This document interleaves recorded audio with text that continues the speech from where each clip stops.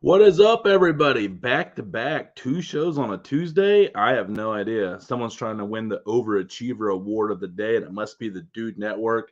But after the Browns just finally get us our first season opening win since Jeff Garcia in 2005 against Baltimore Ravens, we had to take it to the next level tonight. And speaking of next level, we have some next level partners as always for our Talking Cleveland Tuesdays.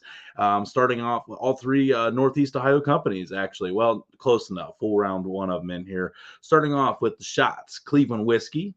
The Cleveland Christmas Bourbon is out. It's got 3 bottles this year with the Rock and Roll Hall of Fame theme. It is out there. It is official. Make sure you get your collector's bottle right away. Should find it anywhere here in Northeast Ohio, or there's a lot of states on the up and down the East Coast that might have it as well. Check on clevelandwhiskey.com for availability in a store closest to you. And also Branch BBQ Sauce, award-winning mustard. Recently won the Silver Award at the National Mustard Contest, also known for Branch and Branchero, the perfect condiment for more dishes than you could possibly even recognize. And also out of Willard, Ohio, not just Charlie Fry, Red Beard Seasoning, steak and brisket, Ohio pork, deer season's coming up. Get your wild game rub to go along with that. Use promo code The Dude Network all together, the TDN caps for 10% off, and that'll let Red Beard know that I sent you over there. So thanks to all 3 of those. And again, we're celebrating today because it was scary. It was scary on Sunday. There was more nerves into this season opener than most because it was shaping up to be a very Browns-like day, but we are damaged fans, and there's none more damaged than probably this man, America's least favorite commentator. His profile description, not mine, Chris Reflog McNeil. What's up, brother? What a great intro, first of all, by the way, there, Tony. I really appreciate that because I think it's very accurate. But yeah, celebrating today, huh? We've got a victory. We open up the season with a W. I wasn't even thinking podcast or hell, Twitter or anything like that the last time that we did get a victory on opening day with the Jeff Garcia crew. So feels good. Feels good, man. And on top of that, I don't know if you talk any Guardians. The Guardians are up right now. They're up 3 in the division. You got the Cavs making moves in the offseason. Man, it is a good day to be a Cleveland fan. I mean, we got Donovan Mitchell.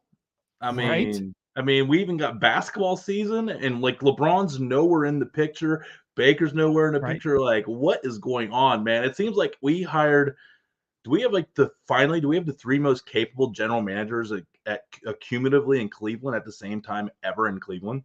Have we ever had all 3 teams with expectations of playoffs? Yeah, no doubt. And all young. This really is young. Yeah. If you're buying stocks right now, if sports teams were stocks, these would be ones you could still buy into, and they're nowhere near their peak. So that probably gets me more excited than anything else because, we weren't expecting the Guardians to make the playoffs. Weren't expecting the Cavs to be making that next step like I expect them to now with that big trade. And certainly with the Browns now, obviously the big off season, acquiring Watson, that brings us to that next level. And I think that that really accelerated things for the Browns. Now we just got to get through the next, several games until he gets off a suspension. And judging by what I saw there on Sunday and the schedule that I know that we're going to be playing, I think that that's manageable. I really do. I mean, the first 4 games were absolutely critical, right? We had 4 because you look at quarterback battles when especially in the preseason pick'em game, and the first 4 quarterbacks, and now without Zach Wilson, who was capable of having, Joe Flacco, he hasn't shown a lot. So very winnable game for the Jets. And then we got the Falcons. And again, they blew one again. So Mariota did Mariota things. And they're not really playing for this year, unfortunately, for Falcons fans. And then we got the Steelers, who now might be without TJ Watt. So it's like, what are we getting in week 4 against the Steelers defense? Will he be back? I think he's going to be still out because I think they said, 6 to 8 weeks now? I think so. He's not out for the season, but I still think he's out for that game. And I'd love to be able to say this because you can't say this in most years, and most of the years we've been fans. The Steelers really don't scare me, to be honest. If we go out and we play our game, we beat the Steelers. I know what they did in Cincinnati. I think that was just one of those awkward hangover, Super Bowl hangover things for Cincinnati. One of those things that actually we're pretty familiar with in Cleveland, which is going in high and it really having big expectations for a team and having them just lay an egg. And I think that was one of those. It was more on Cincinnati than I think it was Pittsburgh winning that game. So I don't put as much stock in them being back or being the team that we thought, that we've seen in the past. So I think that if we play our game, we'll be able to handle the Steelers without a problem. And actually, you look at this 4-game stretch, we should be 4-0. Let's not kid ourselves. We really should be 4-0. Now being the NFL, you're probably going to drop one, but I hope we don't drop any more than one. I tell you what, if we can pull out 4-0, like my personal outlook on the season will be completely and vastly different because up until at 12:59 on Sunday, until Baker came out with those first 3 Baker passes that were swatted down at the line per Baker standards, I was like, okay, I think we're good. Like I had to see them first 3 plays, but up until 12:59, I was like, I don't know, man. Like if this goes bad today, do we even go 1-3 in the first 4 games? I mean, because what does it do to that locker room? Because I mean, we don't know what happened. But and all it is not many people came to Baker's defense when all this came down. And I'm sure there's a lot of guys in that locker room. And now you're starting to hear the he said, she said crap out of, from media trying to get clickbait.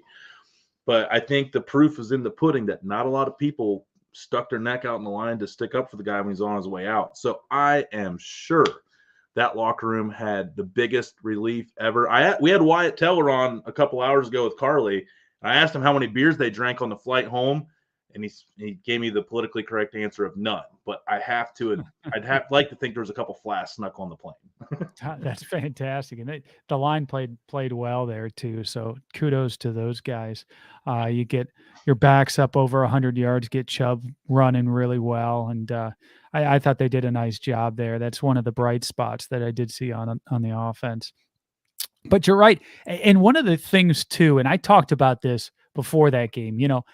How different is the conversation right now? Not just between you and I, but on Twitter, everywhere, if Cade York misses that kick, right? So much of the NFL is predicated on things you do at the margin, the little mistakes, the little things that you execute on, the little things that you mess up. And the NFL is set up for every team to go 500, right? I mean, from the way the draft works to the way the schedule works to everything is set up. They want teams to be right around 500. So really, if you're just an average team, all your victories are going to come at the margin. And that's where I said, hey, from a talent standpoint, the Cleveland Browns can match up with anybody in the league. Now, how do we compete at the margin? Well, you add a guy like Cade York. You add a kicker like that who's going to be able to make those kind of kicks that puts you above average. Did you ever feel concerned with any of his kicks? It was like the first time in years where I didn't have a worry in the world when he got behind the line to line up. When he got to that final kick, for the first time as a Browns fan that I can remember, I had confidence. Even from that distance, I thought he's going to make this thing. I really did. And I genuinely did. That isn't because it went through. I'm saying that now in retrospect. It's no Monday morning court. It really, when he lined it up, I thought he was going to make that thing. And it was kind of weird as a Browns fan to have that feeling, to be honest with you. But those are the kind of things. And it's going to take Kevin Stefanski. There were some mistakes once again that we saw with the play clock, some of the play calling questions. We got to clean that stuff up because this is a team, at least with Jacoby Brissett at quarterback, you don't have a huge margin for error. So you got to be continuing to do those right things that are going to put you just that little bit over these other teams because we're right there in the talent level. We're right there. I have big questions around the wide receivers, obviously. We have some new questions, I think, in the secondary off of what we saw, some blown coverages. But generally, this team is going to be on the same level or better than most of the teams we play. Yeah. Comment here, BT Lee's sauces and rubs. I had all the faith, which is a weird feeling. Right? Absolutely.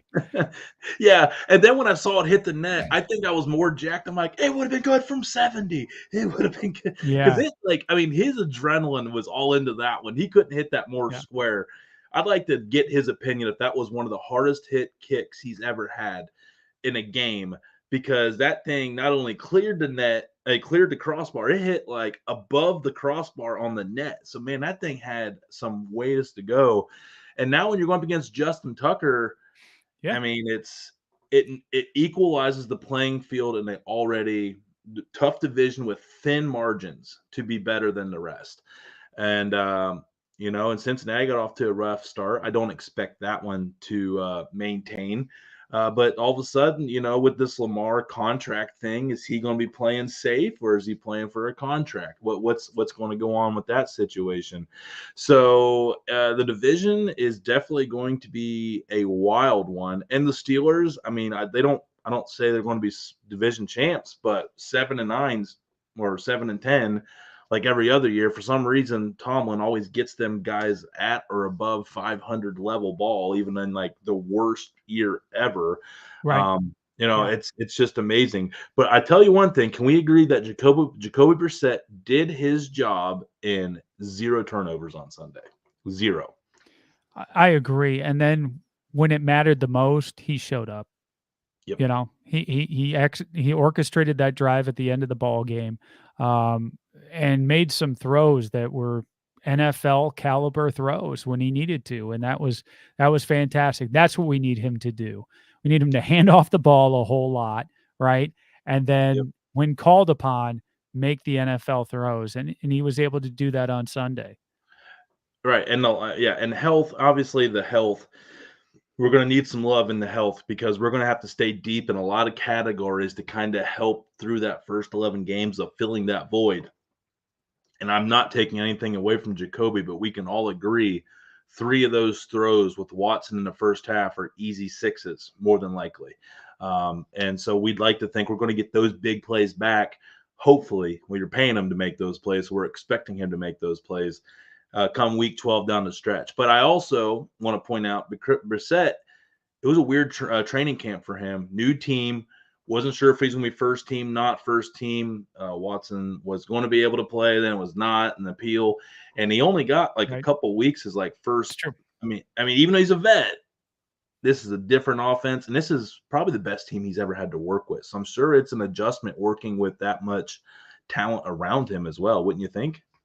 Yeah, and plus, the way preseason is, and that's been a change. You go from 4 games down to 3 games, and now everybody in the NFL is still trying to figure out exactly what the pacing looks like with their starters. Some teams don't play any starters. Some like to play them, for a half or maybe a half of a couple of games.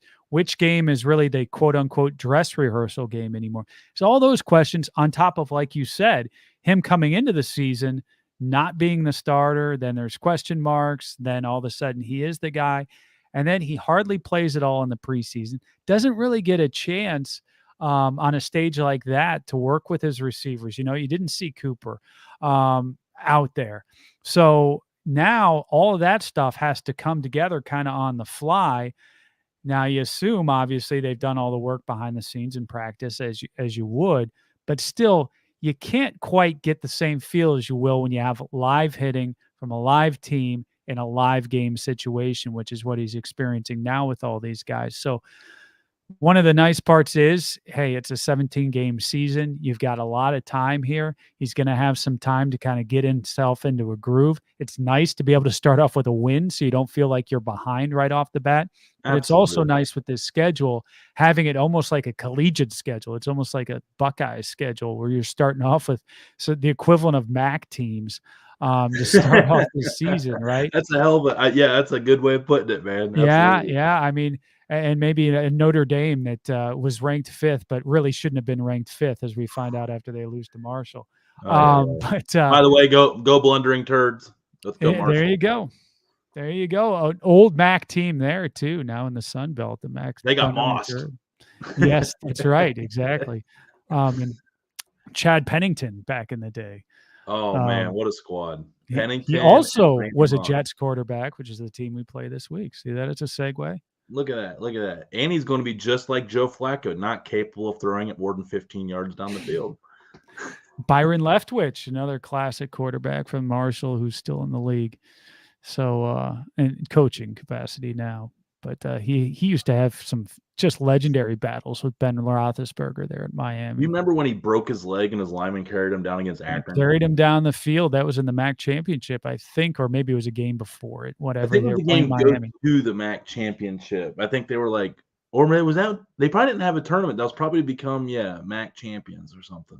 It was like a de facto, if not. Then they were playing Miami and they were playing Ben Roethlisberger, and I remember that distinctly. Still to this day. See, now we're going back to 2005. We're trying to relate back to what it was like when Jeff Garcia came over to win that. Now we just transferred over to collegiate football in that era too. That's like a natural thing. Listening to Tub Thumping by and the songs that were popular at that time. Was that Juvenile Back That Ass Up? Was that a thing? That was I don't know. I'm sure it was. Prior to that. We'll go with it. Don't ask me why that was the first one. Probably should get checked in the head for that being the first thing out, but it is what it is. So as a Browns fan, how vindicating was Sunday? Because Browns fandom was tested. There was a lot of fans, and their loyalty to this fan base, was put up to the ultimate test. And those that stuck it out, how big was that? And then how big do you think it was to get maybe some of those fans back to like, I got to see how this plays out? Because and then there was like, I got the FOMO. I can't leave this team. Like, did that change to the better for the Browns Nation on Sunday, you think?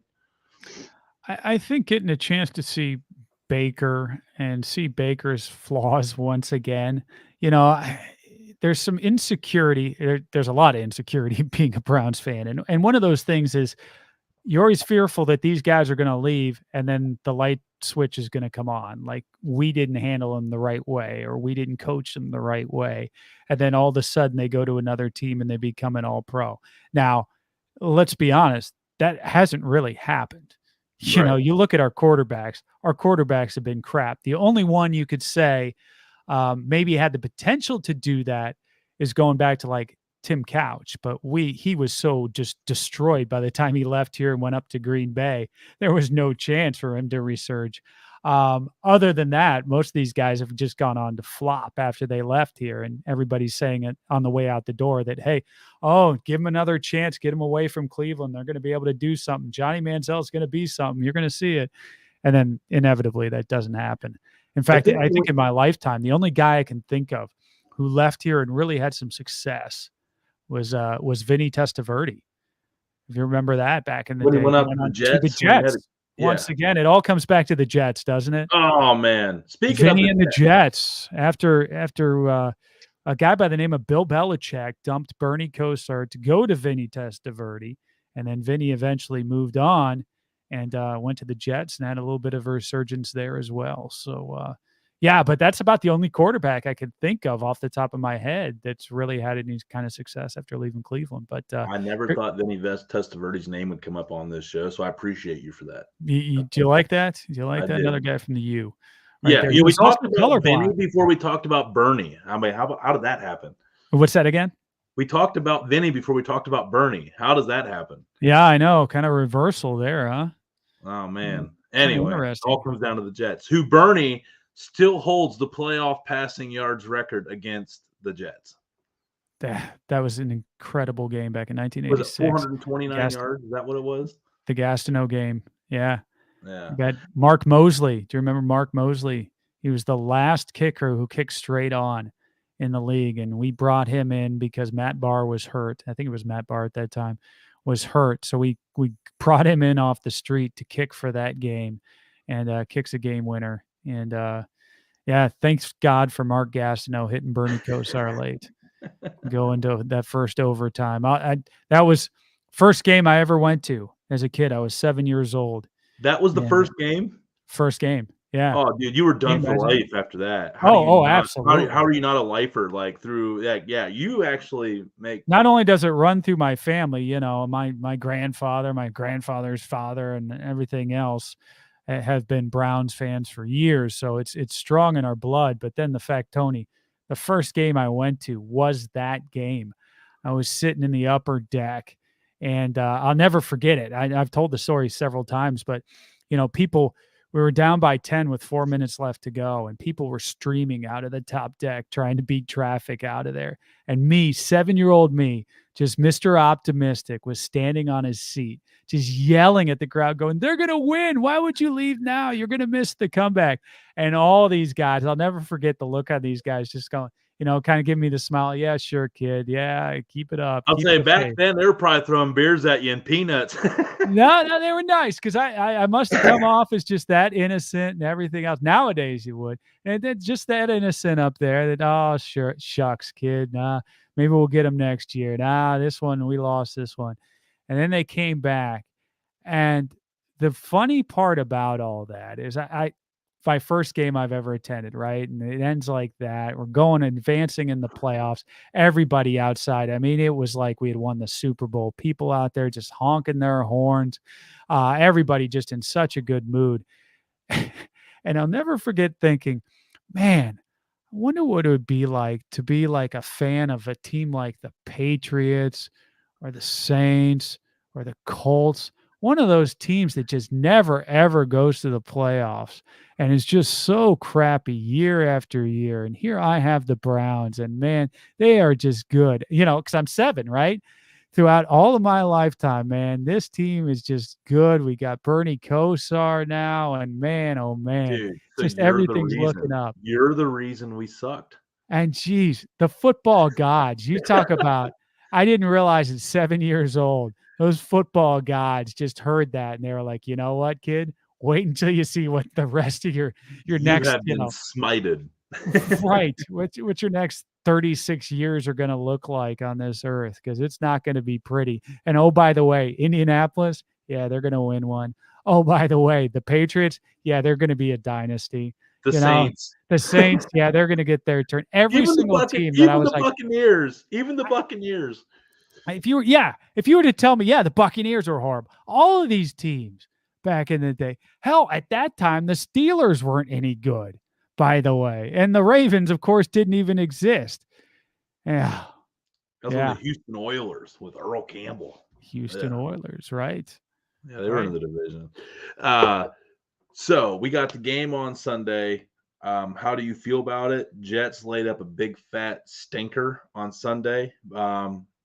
As expected. I mean, it's the Browns game to lose, right? Like if they lose, they're 6-point favorites at home, so Vegas only looks at them as a 3-point favorite, right? And Vegas always knows, so I feel like Vegas is going to think this is going to be a lot closer game than what people are thinking.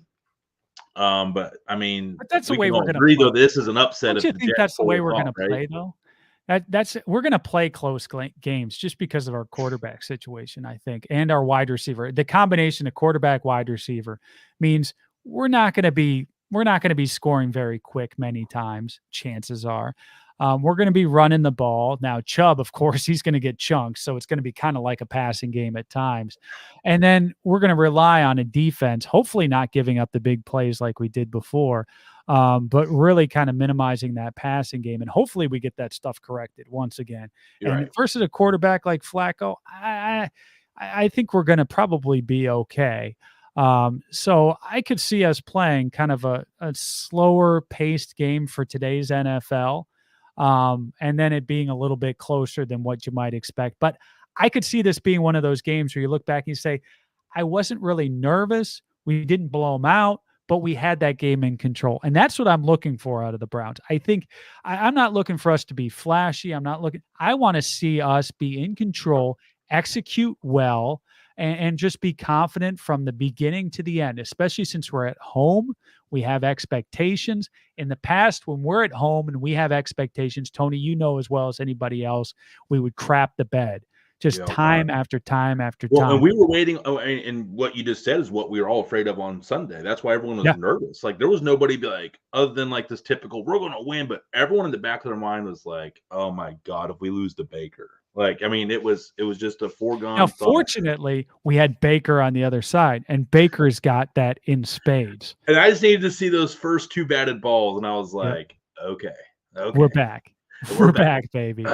And Um, when Baker gets jacked up, man, that ball's going to go high over the receivers and he's going to make poor decisions in the I pocket. mean, You started to see that. Now, we gave him some freebies, some free home runs there late when we're just giving him, 90-mile-an-hour fastballs right down the middle and well, expecting another him not thing to is, hit him out for some reason. But can we agree that Baker got extremely lucky? He could have easily had 5, 6 interceptions. I've never seen more oh, deflected yeah. passes not fall into anybody's hands than what I did on Sunday. And that was watching him for the last 3 years. That's exactly right. Yeah, he was just getting beaten up there at the line with the balls getting batted down, and that's a schematic thing, They're those guys along the front are taught that, hey, if you don't get to Baker, get those hands up. He's short enough. You're going to be able to bat that ball down. And sure enough, we saw that. So that was good execution by the defensive line, which, we have a lot of question marks around the center of that defensive line, at least. And so it was good to see some individual plays being made up front there from that crew. Yeah, absolutely. And watching Garrett just manhandle people was a very it's like, that's our guy. Tony, he's like a sprinter.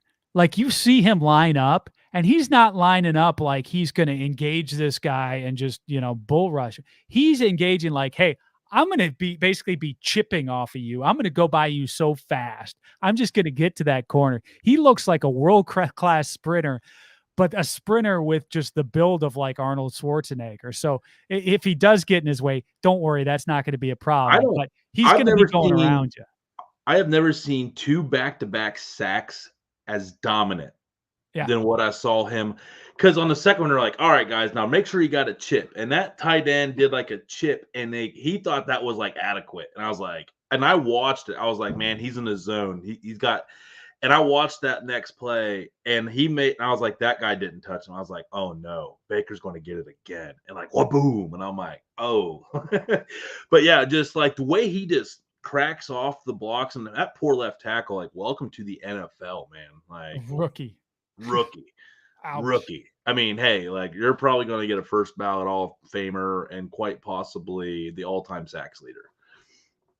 Yeah. And he's just an amazing athlete. He really is. Although you hate to see him do this, but seeing him play basketball, I mean, my God, this guy can do it all. And he's one of the smartest individuals probably on the team. I mean, he is really the full package. When you say a player from X to Z, he's everything you want in a guy. And we're just fortunate enough that we did. I mean, there was no doubt about it that we were going to draft him first overall that year. But yeah, thank God who the top quarterback was that year, but it was nowhere adequate to what Myles Garrett has been. He's just fantastic. And what a fun guy. What a fun personality on top of that, too. I just, I can't get enough of guys like that who both can do it on the field, can do it off the field, and really present Cleveland in such a positive way. And then, the detractors, the Steelers fans are going to remind you of the helmet stuff, and that's all well and good.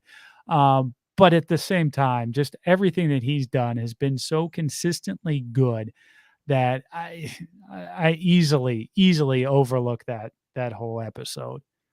And plus, by the way, I'm still not so sure that he wasn't baited into that anyway. But oh yeah, I mean, I think only there's a couple ears that will ever know what truly went down on that whole thing. And having said that, I think that was really the moment where Baker started to lose the locker room.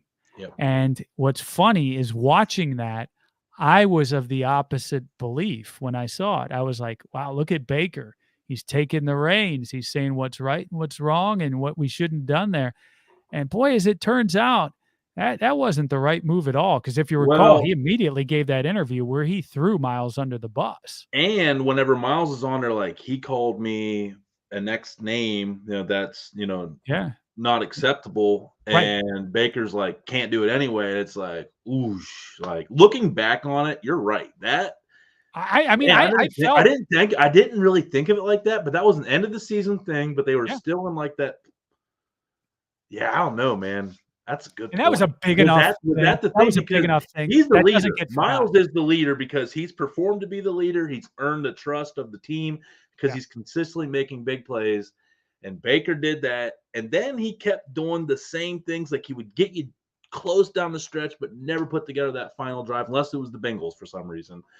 And Right. I just think maybe the cream just maybe rose to the top, and they're like, "Look, man, like we'll never know. We'll never know." Yeah, but anyways, enough about about all that. Final thing here, we're going to do a prediction, then we're going to give you a chance to plug your show and let everybody on the Dude Network know, or they can watch the much bigger platform of that you operate on over there with Big Play. So, what is your prediction for Sunday? What's your score? I just did this yesterday on my show, and I can't remember the exact numbers that I used. So I'm just going to have to go with my line of thinking. I think I had us like 28-14, somewhere around there. Like I said, that's kind of, I see us winning this ball game. I see it as being one of those games where we're in control. I do see us beating the spread, though. If it's 28-14, 28-21, it's going to be somewhere in there, maybe a one-score game. But I could really see us taking the reins at home and getting this thing done. And God knows this is a team we got to beat. We got to beat the Jets at home. Otherwise, we're back in a bad place. So please make that happen. Beat the Jets. I'll go 28-14.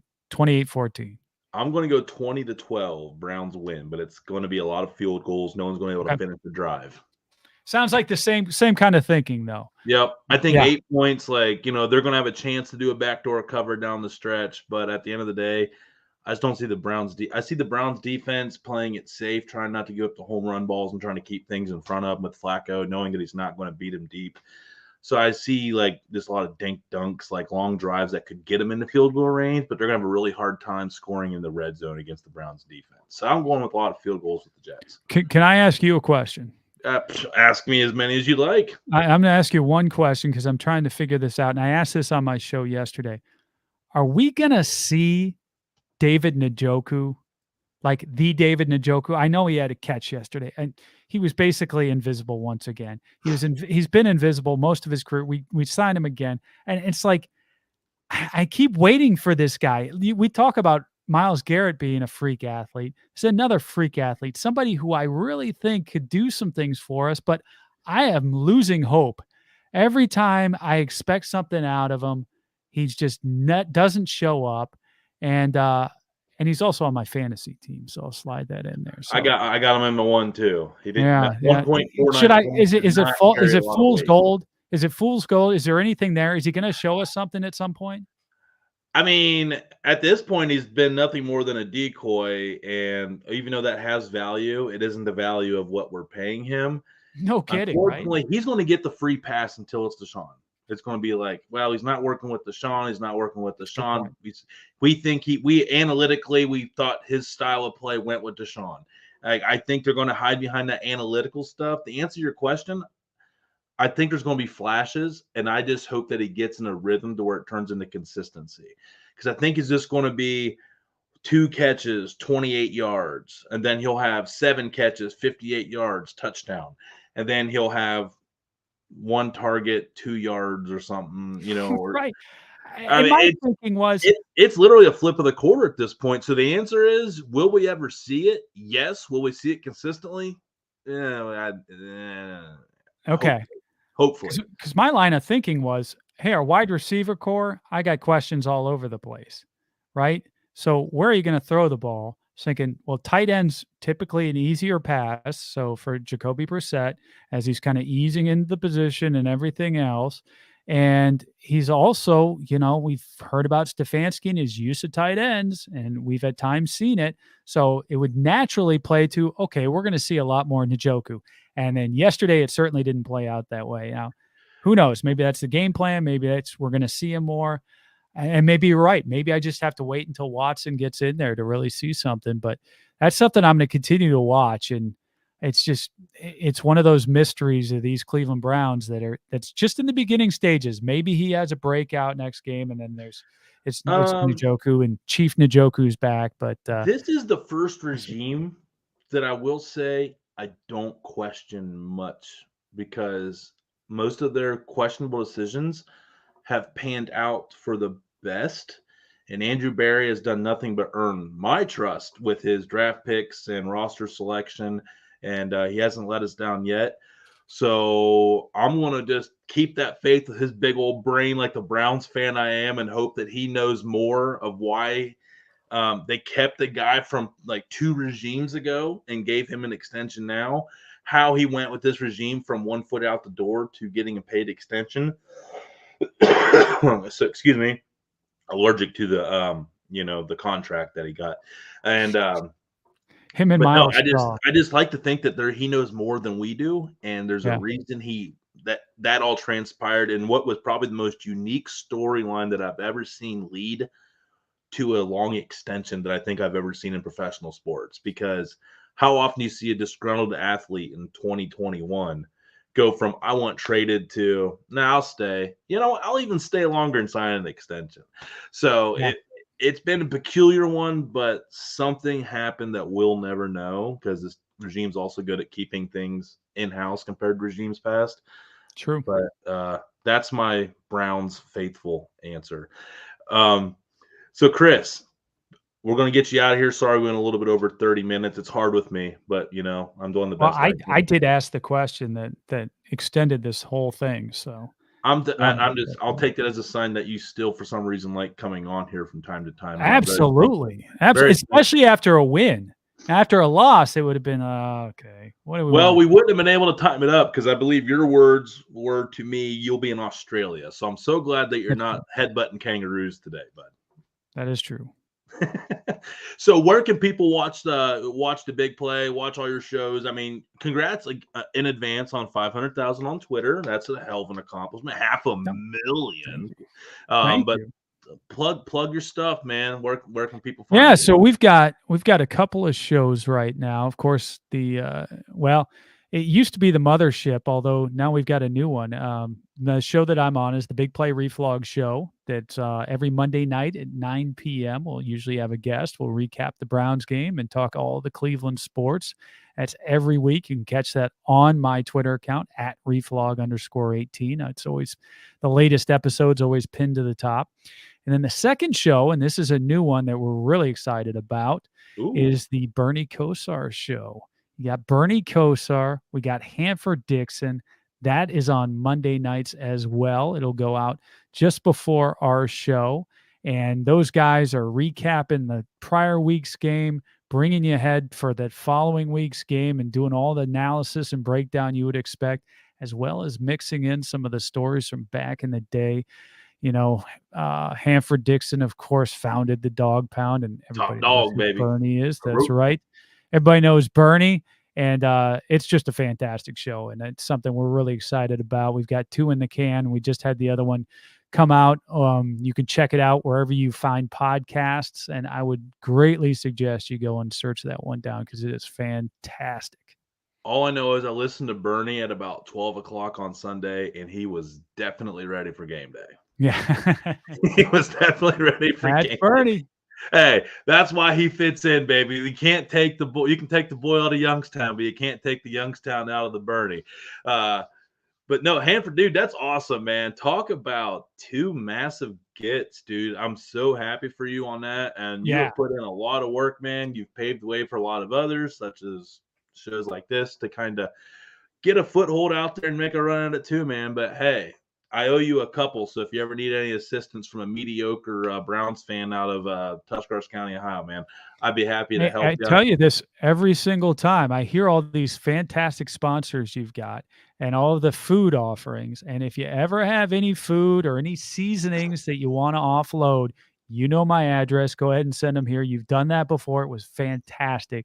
You have some of the tastiest sponsors in the game today. So feel free to just ship some of that stuff down here to. And I believe the 2 of them you got were Beard Seasonings and Branch Barbecue. Did you like those? Fantastic. Absolutely. Both the of jerky them. thing kind of fell through. That wasn't on me, but I apologize. I didn't even get my jerky anymore, so that happens. I'm always looking for good. Oh, good hey, meat. BT Anytime, Lee's I'm always want. Hey, Good BT Lee's going to hook you up. All right, beautiful. Hey, I'm going to connect you too. Yeah, he's got a sauce called the Clevelander. It's amazing. Oh, looking It's like a forward to it. mustard barbecue sauce. Oh, I was already hungry. You can't go Yeah, into dude. detail now. You're gonna Yeah, get he's me got going. I'm gonna this. have to If you like spicy, he's got this one love called spicy. something to cry about, and it's got like Carolina Reaper pepper in it. Yeah. I got you, man. We're gonna get you two linked up there on that one. He's out of Bowling Green, Kentucky. He's going to be our guest on Friday. He was on PBS's Greatest Recipe or something. I know I probably botched that show name, but it's Fantastic. something like America's Greatest Recipe. And so he knows his stuff, and he's got some killer stuff. He's out of Bowling Green, but born and raised in Cleveland. We're gonna hook you guys up. But So hey, I brought the kids back about 2 weeks ago. They had an Eat Heat festival here in Columbus, okay, and, it was a bunch of different hot sauces, and I was so proud, Tony, of my kids because they would go up to each of these booths and they'd be like, "Well, um, we've got the mild stuff down here, which would probably be good for your kids," and my kids would be like, "No, what's the hottest you got?" And no, they would taste the hottest at every single one of them. They were just dropping jaws of all of these guys who were bringing the hot sauce, and they took it I all love day it. long. It was fantastic. Carolina Reaper, all of that stuff, the ghost pepper. I mean, they were all about it. The dragon, I forget what the dragon was, but all that stuff. So yeah, He we're big actually fans said of heat, big fans of barbecue, love all that stuff. So he yeah, said we're remember going to me try here. to be at that festival next year, so you'll get to meet Brian himself. Oh, it's fantastic. It's a good one. It was a lot of fun. It was a lot of fun. Yeah. Hey, collab idea. I'm throwing it out there to you. I like to throw down barbecue. So if there's ever a game day where you got freed up, man, and you want a barbecue spread, let's make that happen and put our powers together. See what we got to do is have you come down when we do a show with Bernie and Hanford. You do the barbecue, we do the show. We could do everything there. Are you guys doing it in the same studio Yeah, yeah. in Granville, or are you going up to Cleveland? Up in Cleveland, it's at Dave's. It's at Studio A. We'll call it. This is Studio B, where he's at Studio A up there. Okay. Yeah, so he has them right.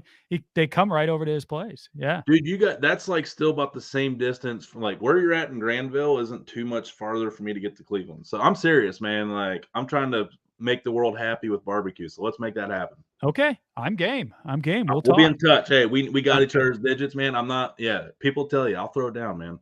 Excellent. All right. Hey, dudes and dudettes, let's go Browns. Whoop that JETSASS. How about that? See that? See what I did there? Well done. Well I done. mean, yeah. You worked in the JETS Jets. But JET beat those JETSASS. Oh, very nice. Yeah, you know. Fireman. What was it? Fireman Joe? Who was the? I don't know. He looked like Sally Sue to me, but that's just me. Something like that. Yeah. Well done. Go Hey, you Browns. know what though? Those bastards have had it worse than us, dudes and dudettes. This has been a live one. Talking to Cleveland Tuesday is come to a close. Guardians playoffs. Browns 1-0. Cavs have potential. We're living our best lives as Cleveland sports fans. Ohio State still undefeated. The fall has gotten off to a crazy, beautiful start. Almost as good as Cleveland Whiskey Branch Barbecue Red Beard Seasoning. Yes, I'm smooth like that.